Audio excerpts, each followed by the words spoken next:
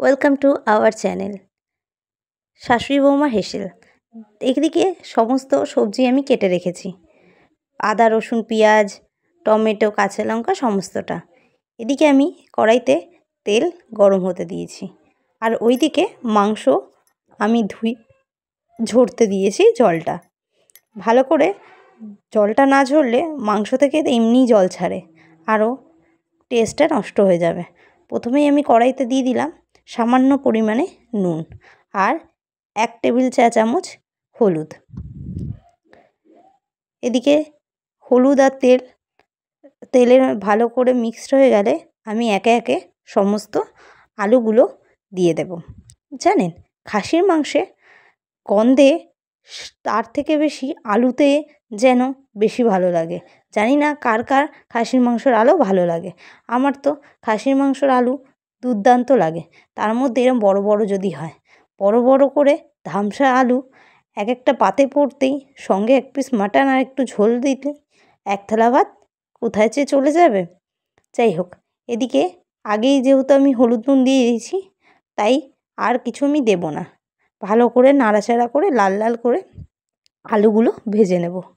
জানেন, খাসির মাংস এমন একটা জিনিস যেখানে সব চলে, কষাও ভালো লাগে, ঝোলও ভালো লাগে, আবার আলু দিয়ে একটু গ্রেভিও ভালো লাগে, যার যেরকমটা পছন্দ। এদিকে আলুগুলো এক এক করে ভালো করে ভেজে তারপর সোজা চলে এসেছি মিক্সি করতে। মিক্সিতে আমি মশলাগুলো দিয়েছি, টমেটো কাঁচা লঙ্কা কিছুটা পেঁয়াজ আর আদা রসুন একসঙ্গে, সেটা একটা মিহি পেস্ট করে নেব। চলুন।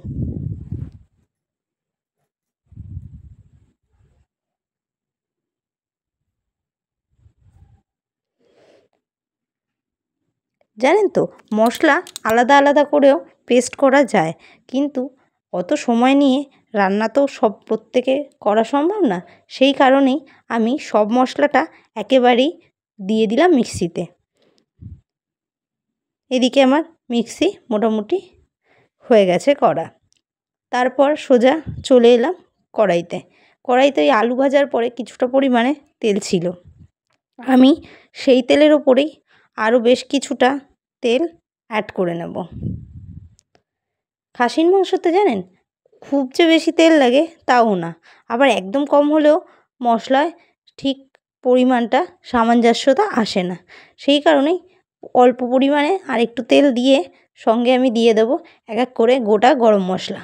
তার মধ্যে আছে গোটা শুকনো লঙ্কা, 2টি তেজপাতা, আর আছে দারচিনি, লবঙ্গ, আর সঙ্গে এলাচ, আর সামান্য পরিমাণে গোটা সাদা জিরে। এবার গোটা মশলাগুলোকে ভালো করে তেলে নাড়াচাড়া করে নেব ততক্ষণ যে গন্ধটা, সেই গন্ধটা না বেরোয়। এরপর সামান্য কিছুটা পেঁয়াজ কুচি আমি তেলে দিয়ে দেব, কেননা বেশ কিছুটা আমি বাটার সময় ইউজ করেছি। এরপর পেঁয়াজটা ব্রাউন যতক্ষণ না হচ্ছে ততক্ষণ ভালো করে নাড়াচাড়া করে নেব। আমি পেঁয়াজের ওপরেই একদম সামান্য কয়েকটা দানা চিনি ফেলে নিচ্ছি, যাতে মাংসের রঙটা খুব সুন্দর হয়। চিনিটা ক্যারামেল হয়ে যাতে মাংসের রঙটা খুব ভালো আসে। এরপর আমি মিক্সিতে যে সমস্ত মশলাটা পেস্ট করে রেখেছি, সেই মশলা পুরোটাই দিয়ে দিলাম। এরপর ভালো করে কষে নেব যতক্ষণ না মশলার কাঁচা গন্ধ এবং এই জলটা মরে একটু তেল না ছাড়ছে, ততক্ষণই আমাকে মশলাটা কষাতে হবে। মশলা এদিকে কষতে থাকুক। আপনারা কমেন্ট করে জানান তো, কে কে খাসির মাংস কিরকমভাবে করেন, কষা কিংবা ঝোল, কার কোনটা ভালো লাগে আমাকে অবশ্যই কমেন্টে জানাবেন। দেখুন, এদিকে আমার মশলা থেকে মোটামুটি তেল ছাড়তে শুরু করে দিয়েছে, আরও কিছুটা কষিয়ে নেব। একদম শুকনো হয়ে এলে তবে আমি মিক্সিতে ওই যে মশলা ধোয়া জলটা ছিল, ওই মশলা ধোয়া জলটা অল্প অল্প করে দেবো আর কষাবো। জানেন মাংসের মেন হচ্ছে এই মশলা কষানোটাই। এই মশলাটা যতটা ভালোভাবে কষবে না ঠিক ততটাই মাংসটা খেতে টেস্ট লাগবে। দেখুন এবার আমি এক এক করে অ্যাড করে নেব গুঁড়ো মশলাগুলো। প্রথমেই দিয়ে দিচ্ছি সামান্য পরিমাণে হলুদ গুঁড়ো। এই কারণেই গুঁড়ো মশলা কম দেব, কেননা আমি ম্যারিনেশনের সময় বেশ কিছুটা গুঁড়ো মশলা অ্যাড করেছি, সেই কারণেই এখানে আমাকে গুঁড়ো মশলাটা একটু কম ইউজ করতে হবে। দেখুন আদা রসুনের সময় যেহেতু আমি অ্যাডটা করেছি, সেক্ষেত্রে এখানে আমি অল্প পরিমাণে ধনে জিরে একসঙ্গেই দিয়েছি আর একটুখানি হলুদ দিয়ে ভালো করে নেড়ে নেব। দেখুন মশলাটা যতক্ষণ না আরেকটু শুকনো হয়ে তেল ছাড়বে ততক্ষণই আমি কষতে থাকব। এরপর আমি কিছুটা দিয়ে দেব কাশ্মীরি লাল মির্চ, কেননা খাসির মাংস সবসময় একটু কালচে ধরনেরই ভাল লাগে, জানেন তো। একদম যে সাদা সাদা বা কিংবা একটু লাল লালও ভালো লাগে না। আমার মনে হয় একটু কালচে কালচে হলে তবেই মনে হয় খাসির মাংসর পারফেক্ট রঙ। তাই জন্য একটুখানি বেশি পরিমাণেই আমি এখানে ইউজ করলাম কাশ্মীরি লালটা। চলুন এরপর গুঁড়ো মশলাগুলো কাঁচা গন্ধ না যাওয়া পর্যন্ত আমি এটাকে ভালো করে কষতে থাকি। মোটামুটি আমার কষা শেষ। এরপর আমি ম্যারিনেশন করা খাসির মাংসটা দিয়ে দেব। এই ম্যারিনেশনের সময় আমি এতে ইউজ করেছি টক দই আর পরিমাণ মতো হলুদ গুঁড়ো, এই সামান্য পরিমাণ নুন আর কিছুটা গুঁড়ো মশলা, যেমন আপনার জিরে আর হলুদ আর কিছুটা পরিমাণে কাশ্মীরি লাল লঙ্কা দিয়ে ভালো করে আমি ম্যারিনেশনটা করে রেখেছি। জানেন ম্যারিনেশনটা অনেকটা বেশি সময় রাখলে ভালো হয়, তাতে মাংসর ভেতরে মশলাগুলো ভালো করে ঢোকে এবং মাংসর সফটনেসটা দ্বিগুণ বেড়ে যায়। কিন্তু ওই যে আমাদের রোজকার সংসারে জানেন তো সময় হয়ে ওঠে না, সেই কারণে আমি খুব কম সময়ই ম্যারিনেশন করেছি, 15 থেকে 20 মিনিট, এর বেশি সম্ভব হয়নি। এরপর ভালো করে আমি কষিয়ে নেব। মশলা যাতে একদম মাংসের সাথে লেগে যায় এমনভাবে কষাতে হবে। ভালো করে আমি নেড়ে চেড়ে কষতে থাকব।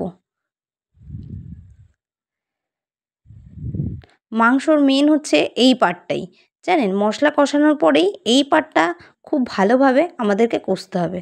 কষে নিয়ে তারপর আমাদের বয়েল করার পার্টটা আসবে। আর বয়েল করার সময় আমি কোনো রকম জল ইউজ করব না আজকে। আমি শুধুমাত্র মাংসের জলেই আজকে মাংস বয়েল করব। সেটা একদম সিমে আমি আঁচটা দিয়ে নেব। আমার গ্যাসের ফ্লেম একদম কম, দেখেছেন মাংস থেকে কষতে কষতেই জল বেরোচ্ছে। এরপর আমি আরও বেশ কিছুটা কষে নিয়ে তারপর যাব পরের পার্টে। একদম কম আঁচে করে কষলে অটোমেটিক দেখবেন মাংস থেকে জল বেরোয়। এদিকে আমি আরেকটুখানি হাই করে দিলাম গ্যাসের ফ্লেম। এরপর একদম স্লো করে দিয়ে আমি ঢেকে নিচ্ছি। ঢাকা খুলে দেখুন কতটা পরিমাণে জল বেরিয়েছে মাংস থেকে। এই জলেই কিন্তু মাংস কষতে থাকবে।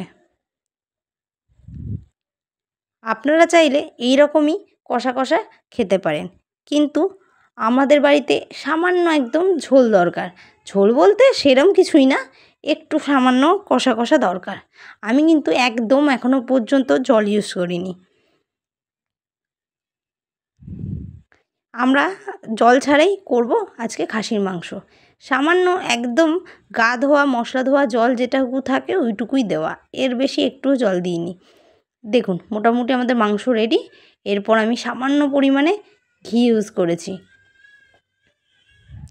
একদম সামান্য পরিমাণে দিয়ে নেব আপনার মিট মশলা। জানেন মিট মশলাটা আমার খুব একটা পছন্দ না, তাও মনে হলো আজকে একটু দিই। আমি সবসময় শাহি গরম মশলাটাই ইউজ করলাম। দেখুন এটা লাস্টে ইউজ করলাম। একদম সামান্য পরিমাণে শাহি গরম মশলা দিতেই আমার যেন মনে হয় প্রত্যেকটা তরকারি যেন নিজস্বতা খুলে আসে। যাই হোক, এদিকে তো আমার মোটামুটি মাংস রেডি। কার কেমন লাগলো ভিডিওটা জানাবেন। আপনারাও চেষ্টা করে দেখতে পারেন একবার আমার মতনই সহজভাবে রান্নাটা করে দেখতে। কার কেমন লাগবে খেয়ে আমাকে অবশ্যই পরের ভিডিওতে জানাবেন। Thank you for watching my cooking.